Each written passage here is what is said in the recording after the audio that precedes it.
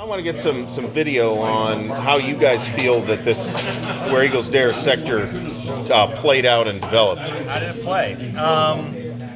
In general, the Guards Armored Division had a pretty good breakthrough to Eindhoven, or good progress to break to Eindhoven. Definitely better than historical results. I think they were out of the outskirts on the first night. And then things really kind of bogged down in Eindhoven as the German player was able to get some blocking units around the bridge here. And so basically had to fight through that, which took a considerable amount of time.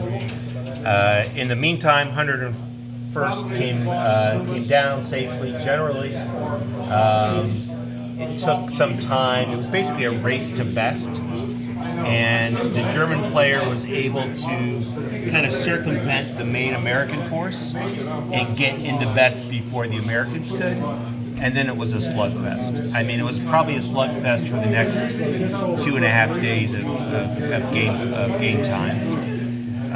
Ultimately, the 506 was almost entirely eliminated. Certainly all of its infantry units were eliminated. All it has left are a handful of mortar units, so there's a lot of attrition from the 506. The German player blew both wired and blew best, which is a big loss for the Americans. That never should have been wired. Son Bridge, which starts wired, was also blown, so the advancement for the Allies was significantly slowed. Sint Odenrode was captured eventually by the Americans, not really too much significance throughout play. And then Vagel.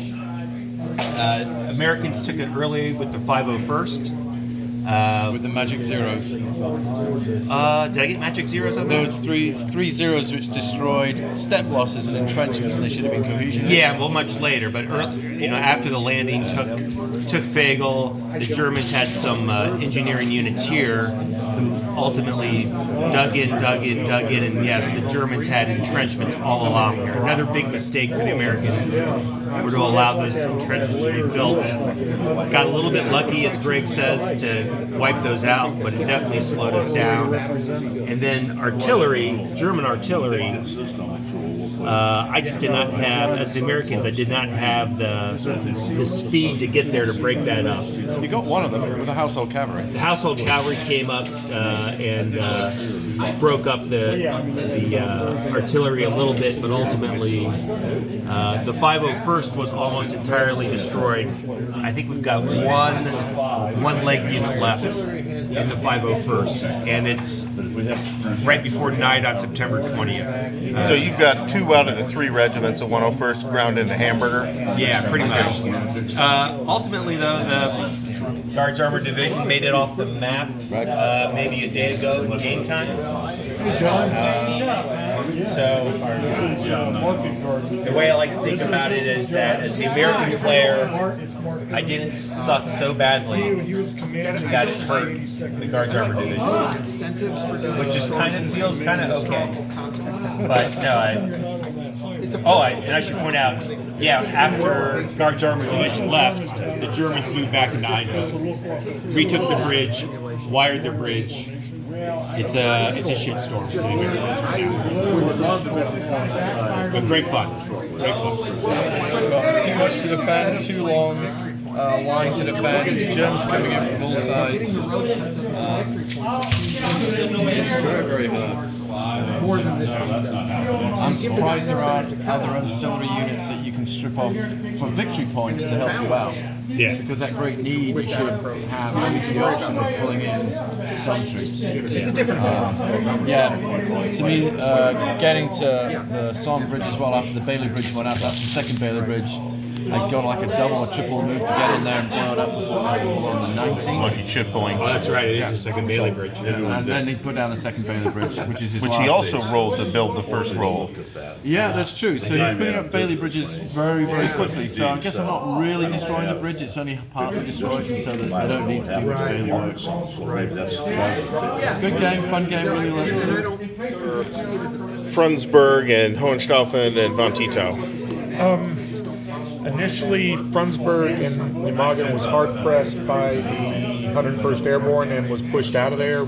I felt like the little Dutch boy with my finger in the dike, but they were able to clear through, and 30 Corps did an excellent job getting through the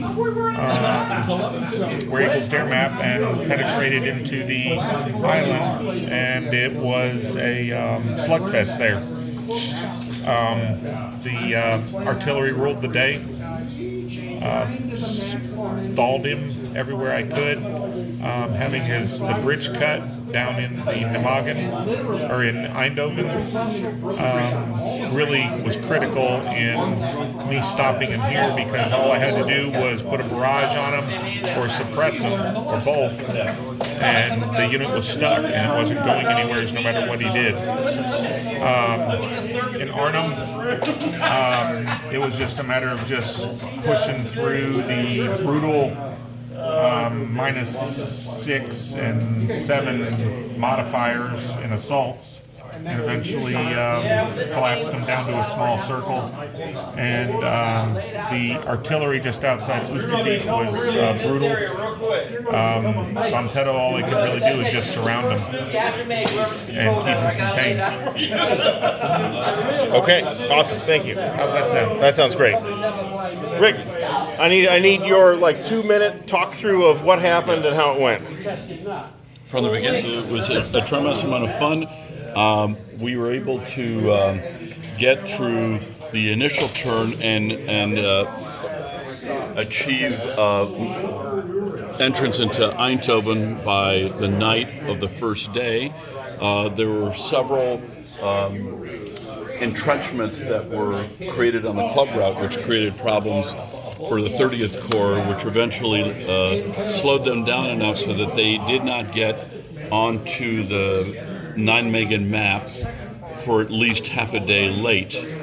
The road was cut behind them by elements of the 107th in Eindhoven, and then subsequently the 30th Corps, after a terrific job by the 82nd Airborne, allowed them to enter into the island, and the problems then began subsequently to that because of the lost TQ ratings from the road being cut behind them, which didn't enable them to progress with relatively normal TQ ratings, and we were able to reach approximately one hex from the railroad bridge and approximately 6 hexes from the main Arnhem Bridge, and at that point the 1st Airborne Division had been destroyed and we weren't able to relieve them. Or 82nd Airborne.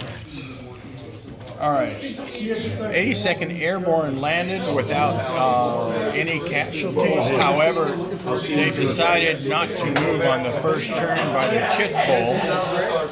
As a result, they were delayed in heading to all of the bridges and also to Nijmegen.